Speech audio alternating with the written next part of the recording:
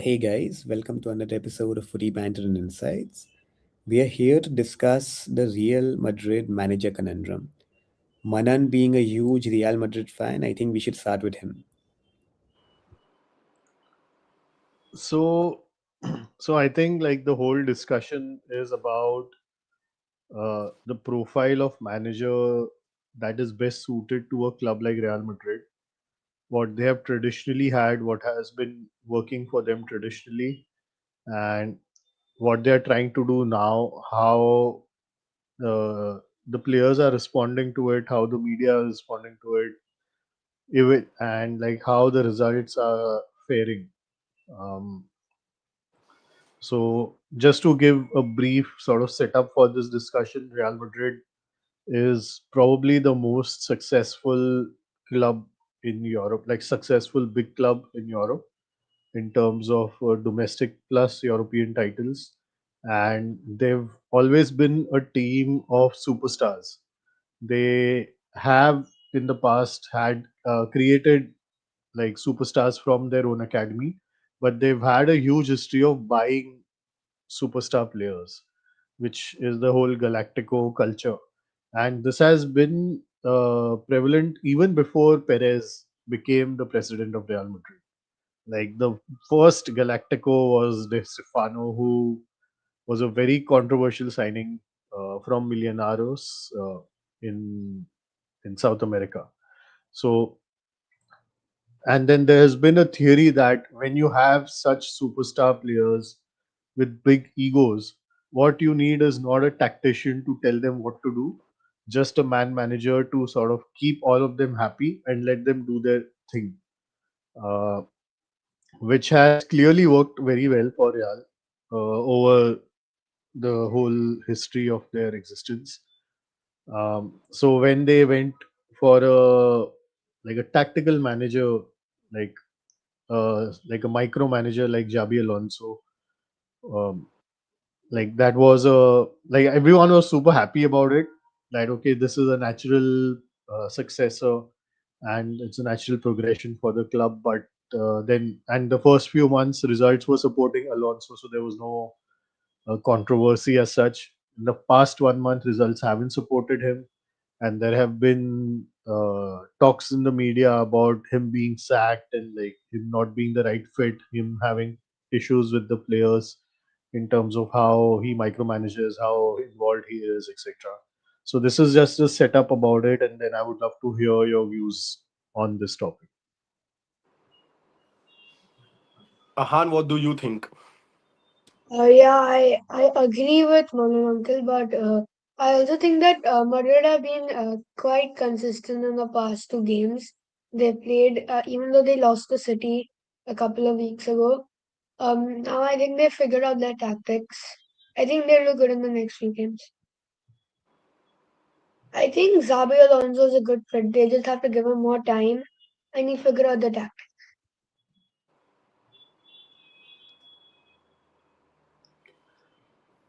So Han, at a club like Madrid, Real Madrid, you have such a strong influence of the media, and like players, because they are superstars, they have like they sort of speak to media and leak stuff to media, and like the agents do that also, that it is very difficult for a manager to get time. Like even if you're winning the league, you might not be good enough to keep your job the next season.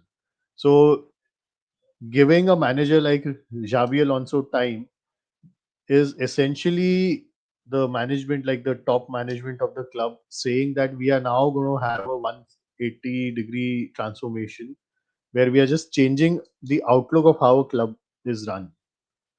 Like, do I make sense to the others? Like, do you think this is what is happening right now?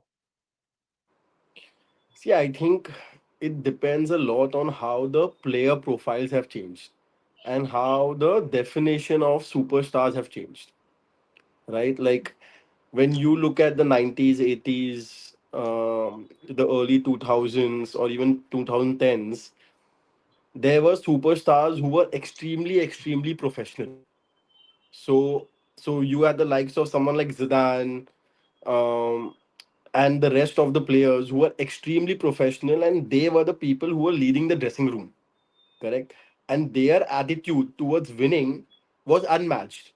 So if you had leaders like that in the dressing room that are so motivated to win, that kind of delegation can come from the manager to the players, and the manager can be responsible for just man management, correct? Now even in 2010s, if you look at, you had players like Ronaldo, correct? He is solely focused on winning, right? So that kind of dressing room environment is completely different than what kind of players and leaders in terms of quality of players you have right now. The players that you have right now are more like all your the Gen Z kind of players, right? Where they are kind of not that focused. So in that case, you have to pivot. You have to get in a manager who is kind of leading and directing the team in a more hands-on way rather than what the old process used to be.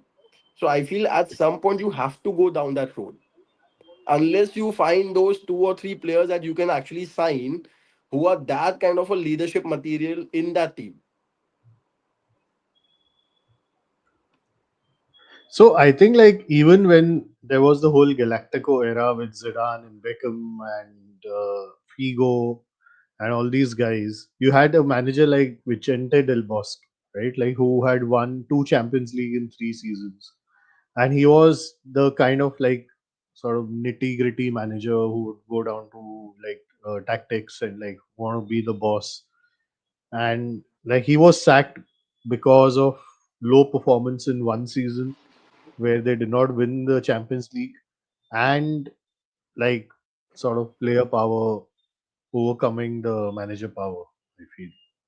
But that's something at that point you could do that because the player power was justified in terms of like, okay, you could give that authority to the players. The same thing happened at Chelsea, right? Where you had the likes of Terry Lampard, who were such strong figures in the Chelsea dressing room that the sporting director was like, no, I think the players are right and the manager is not right. There was a very strong anecdote when Benitez came in and he had a fallout with Terry, and the Chelsea decided to go Terry's way rather than Benitez's way, right? Because they're like, no, we know the attitude of the player, we know how good a leader he is, we know the leadership in the dressing room, and we can kind of rely on them. Right now, I don't think Madrid has that leadership in the player in the dressing room right now, who can actually. So that's why that leadership needs to come from the management team. That the manager has to be very strong right now, and it's okay. That I think it's a transition process, and I don't think these days you are getting those strong leaders. It's very difficult to get those strong leaders who can actually drive the entire dressing room. There are no players like the likes of Roy Keane these days, right? Like those tough, hard, mentally Yeah. strong players. Those are not there. So in this case, you need a manager who kind of dictate terms rather than actually having a manager who just kind of man manages. I feel so. It's okay. I But think it's a welcome challenge to move in that direction. yeah, But I think also, no, go on, Ahan. adding to your point, I think that if you have the best of the best players in each position, like Madrid and the Galacticos, they had the best players in every position.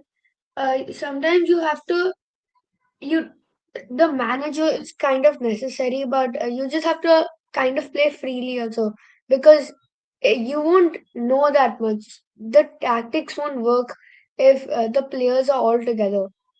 Like they'll have different experiences. So in the first half of the season, you just have to play freely.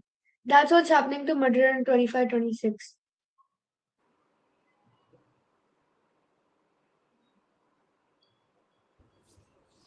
Man, you were saying something. Yeah, so what I was saying is that, like, it is true. Like that is what Ahan said is what Ancelotti has been doing largely throughout his career, and Ancelotti has been very good tactically also. Like you can't be so successful Of course, without of being so course. good tactically, and like you can see that in how like differently his teams were shaped and still successful. Like the shape that AC Milan had was not the same shape that Chelsea had, not the same shape that his first Real side had, not the same shape his second Real side had, right? So that is what has worked for Real before. The problem with Real Madrid is transition seasons are not allowed. Now that can be through the expectations of the ownership, that can be through the expectations of the supporters, that can be like people outside don't realize how big an influence Spanish media is to Real Madrid and to Barcelona, and especially to Real Madrid more than to Barcelona, because Barcelona is still sort of like a more united, insulated environment within the realm of football. But Real Madrid, the scrutiny and the influence that media has is insane, like out of the charts. I mean, I think the only like I feel that United has been influenced a lot by media in the past, but I mean, it's not even close to what Real players and Real managers and Real ownership goes through. So, like now, if they are wanting this transition season or they are wanting to sort of transition the way their club is run, then they have to, as ownership, take this very hard decision that okay, it will take time and we have to give it time. Like we have to swallow the bitter pill of losing to Barcelona in the league, maybe not winning the Champions League for 2 seasons in a row, and like accepting that this kind of short term pain is going to result in long term gains, consistent gains, which we are driving for, which is very fair. The other problem here comes that even without transitioning to this kind of a new game model or club model, Real has been consistently successful in the past decade and a half. They've won what, five or six Champions League titles. They've won five or six league titles. That is insane success with a very different kind of model. So then why would you want to change it?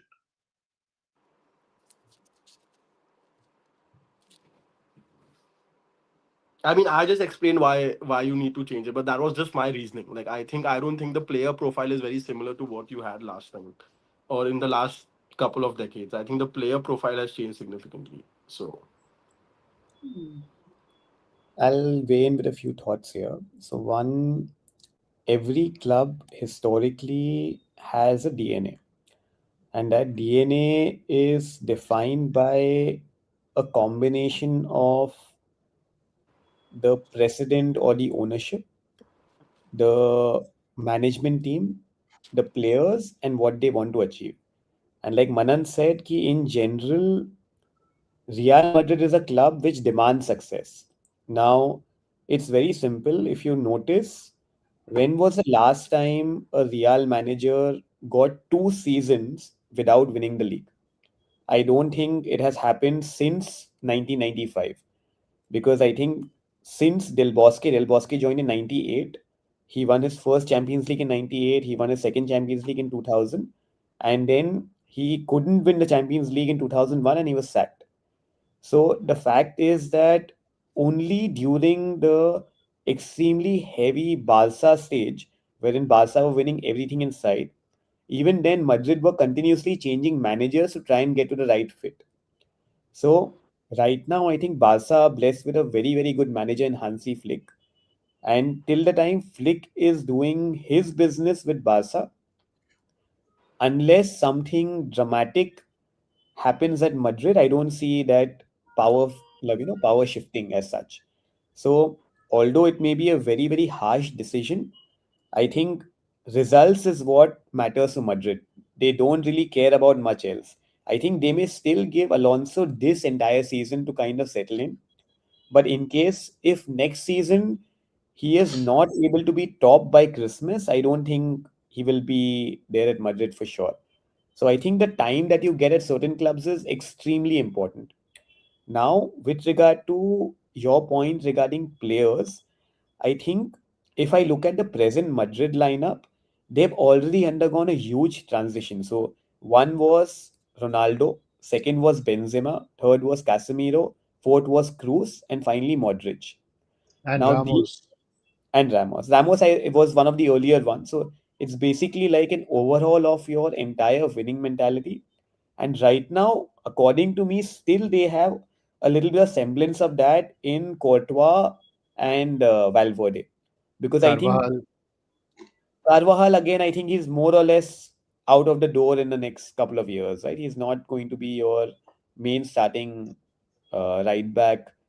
Like the hope was that Trent would come in and take his place. Unfortunately, he's not been able to do that.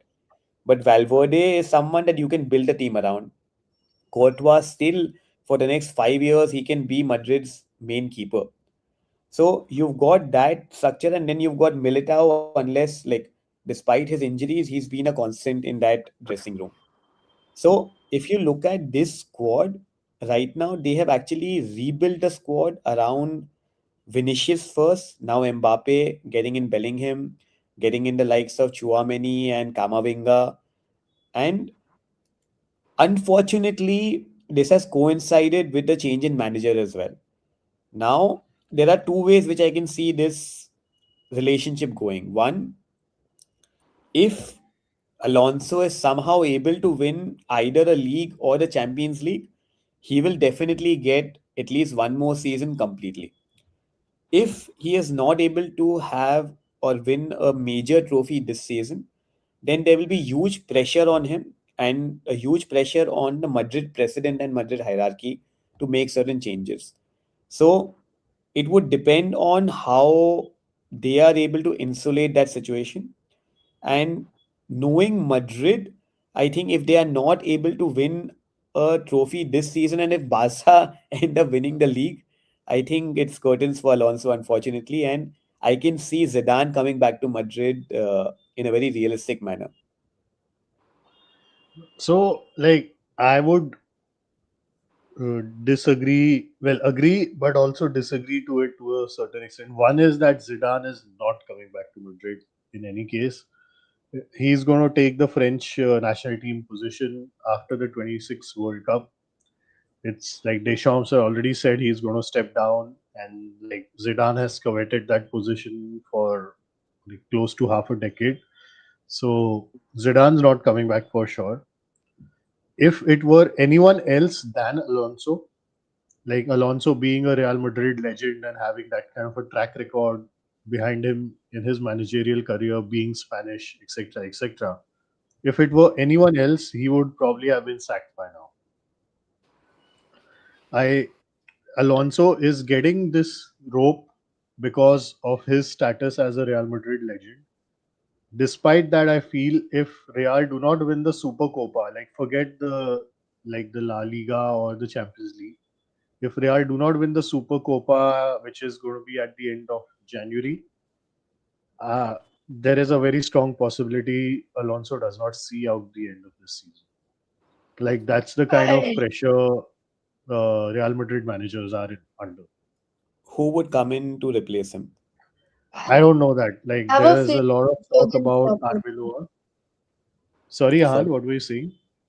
I have a feeling Jurgen Klopp would replace Alonso if Real Madrid don't win the Copa del Rey or the Super Copa.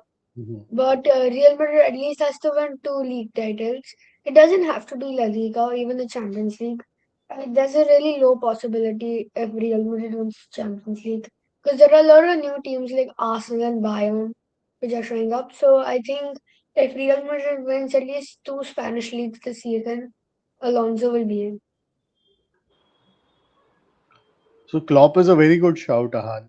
Like I see him sort of coming in and like even though he's a tactical manager, he's just like a emotion manager also, like he's going to just bring smiles all around and maybe that will cheer up everyone and sort of make a positive impact in terms of getting everyone on board to fit his tactics also. Like the perception of Alonso is also that he's a very serious person. So maybe that kind of personality would be a better fit at Real Madrid as well. Because right now, if Mbappe is scoring at least 48% of Real Madrid's goals this and last season. So I think Real Madrid need a little teamwork and he'll be sorted. I think it'll be a mistake to sack Alonso. I think it's yeah, and I think it's too early. Also, it's not even half a season done. It's not as if they are way behind Barcelona. They're just 4 points behind Barcelona. Anything can happen in the league. So yeah, That's the I think beauty of Madrid, right? It's not about the facts, it's about the perception in the back end. Like, yeah, it's imagine if about the player power. It's about the player power and what the player dressing room dynamics is with the manager as well. And a lot of the media narrative goes into it as well, as you guys were saying. But I think at some level, at some point, I feel like more analytical heads should prevail than all of those things. I know it's very very alien to Madrid, but yeah, I think it'll be a mistake to sack Alonso this early. I think Madrid needs a manager like Zidane because Zidane's not too tactical. He's not too tactical. He just lets the players play freely and let them expose every position they can play. So I don't think Real Madrid needs a lot of tactics right now. They just need a little more teamwork, and I think they'll be sorted. on the subject of Zidane, if Zidane is actually going to be taking up the French national team role after 2026 World Cup, do you think it'll make sense for Mbappe to actually work under him at club level football to actually get him that kind of, let's say, understanding a little better as well? Like, imagine from a striker's perspective, he's the key man in Madrid right now. And if he has to work with anyone in the world right now, Zidane would be his pick, right?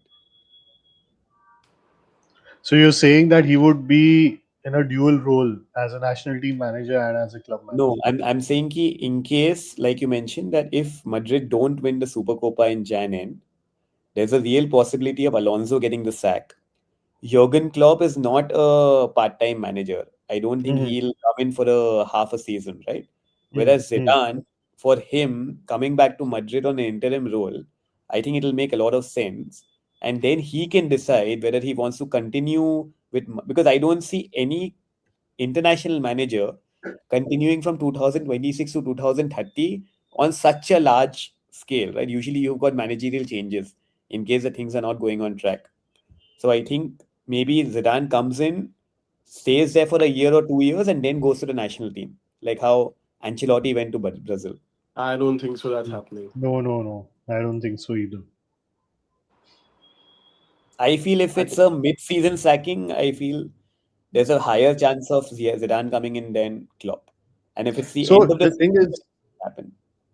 like Zidane has like coached Real twice already in two stints, and he left the club on both occasions on not very happy terms with the manager, with the president.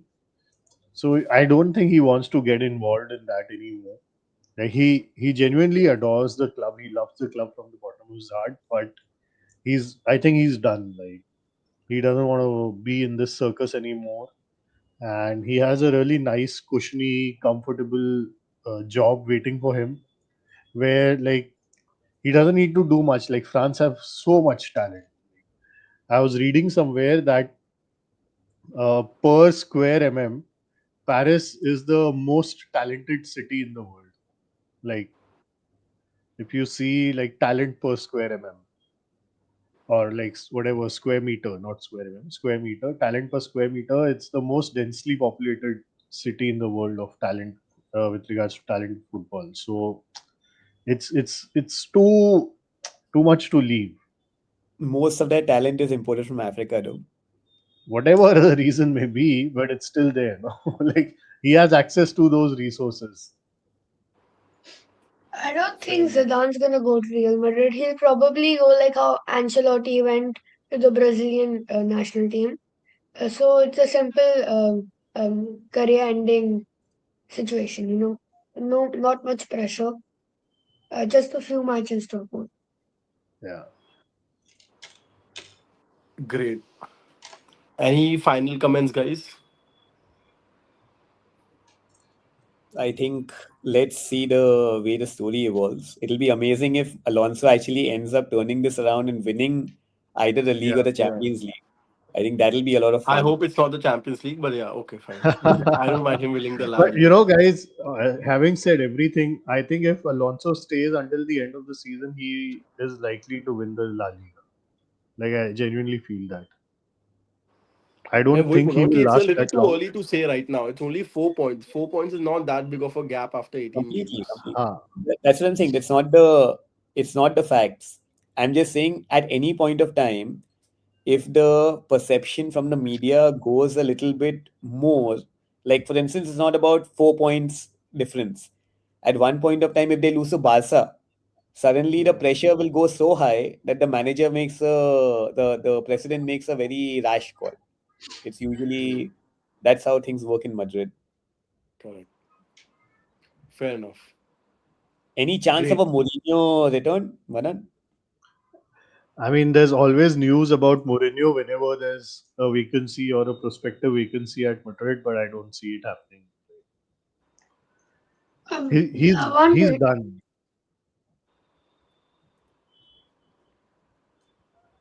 One reason for the pressure at Madrid is because Madrid's a really high expecting club because of the European titles and the La Liga titles. They're one of the biggest clubs in the world. So the fans and the players expect a lot from them. That's why the pressure is a lot. Yeah. So Ahan, it's about like being successful, right? Like once you are successful for so long and you are so successful, like automatically the expectation is set such and the bar is raised so high, and Yeah. that creates the pressure from all corners. Yeah. Great. Let's wrap it up, guys. Thanks for watching, everyone. Hit the like button, subscribe, share. Do let us know your thoughts on what you think about the predicament at the Madrid's managerial role right now.